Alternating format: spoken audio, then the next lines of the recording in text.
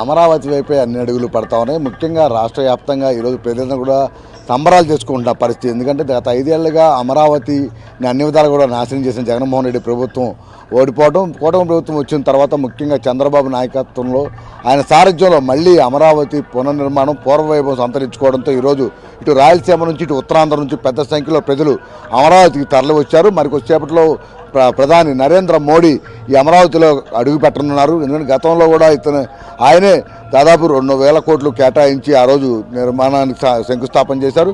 అయితే గత 5 ఏళ్ళలో మొత్తం నిర్మాణాలు కూడా నిలిపివేసిన పరిస్థితి. అక్కడ మొత్తం కూడా చాలా వరకు శ్మశానం కింద అసత్యాలు ప్రచారాలు చేసిన పరిస్థితి.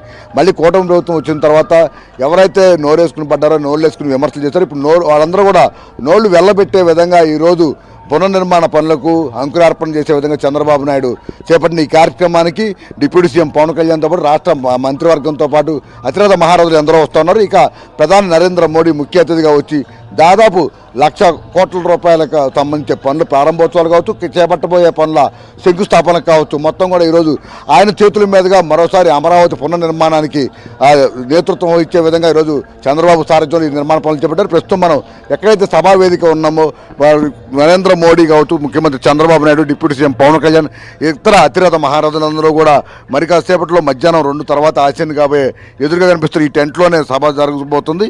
ఈ సభావేదిక నుంచే ప్రధాని నరేంద్ర మోడీ ఆంధ్రప్రదేశ్ భవిష్యత్తును నిర్దేశించే విధంగా కేంద్ర ప్రభుత్వం నుంచి అందించే సహకారం కావచ్చు, చేపట్టబోయే ప్రాజెక్టులు కావచ్చు,